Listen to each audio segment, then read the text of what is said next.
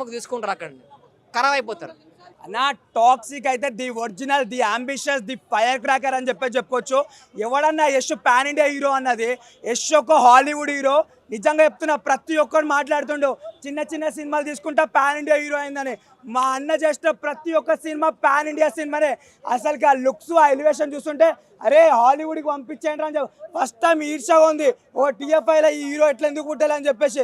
నిజంగా టీఎఫ్ఐలో ప్రభాస్కి ఇట్లాంటి సినిమా పడితే మాత్రం నెక్స్ట్ లెవెల్ వెళ్ళిపోతుంటే ప్రభాస్ అన్న ఫ్యాన్స్ అయితే నిజంగా మేము వెయిట్ చేస్తున్నాం. అసలుకి ఇగో ఒకప్పుడు జానీ సిన్స్ మా మొగజాతి ఆనిముత్యం, కానీ ఇప్పుడు మా యష్ మొగజాతి ఆనిముత్యం అని చెప్పుకోవచ్చు.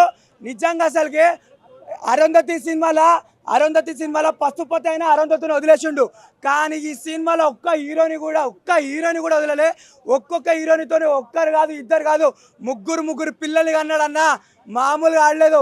ఆ డైలాగ్ లేని హీరో కొడతామంటే చెప్పు గట్టిగా మంచాల హీరో కొడదామని అంటుండు. అరే ఏ లాంగ్వేజ్ రా, ఏ మదర్ టంగ్ రా నీదానంటే, అరే నా మదర్ టంగే వైలెన్స్ రా, ఇట్స్ ఎ యూనివర్సల్ లాంగ్వేజ్ అని అంటుండు. ఏమని చెప్పాలి, ఎంత అని చెప్పాలి. వీళ్ళ నాన్ననేమో బస్సులో టికెట్లు కొడితే ఈయననేమో ఇండస్ట్రీ ఇట్లు పాన్ ఇండియా ఇట్లు కొడుతుండే. అసలుకి నార్మల్గా లేదు, వేరే రేంజ్లో ఉంది. ఆ రవి గారు ఎవరైతే బీజిఎం కొట్టిర్రో నిజంగా నీకు దండం పెట్టవచ్చు. Lady director for the first time ఒక లేడీ తలుచుకుంటుందో ఏం చేస్తుందో చూపించింది. అసలుకి నిజంగా ఈమె ఒక లేడీ సందీప్ రెడ్డి వంగ అని చెప్పుకోవచ్చు. ఒకప్పుడు యానిమల్, ఒకప్పుడు అర్జున్ రెడ్డి, అవి రెండు డిలీట్ చేసిరండి. ఈసారి మాత్రం నిజంగా జెన్జీ పోరాలకైతే ఈ టికెట్లు బుక్ చేసుకున్నట్టే ఓయోలో టికెట్లు కూడా బుక్ చేసుకుంటాము. ఆ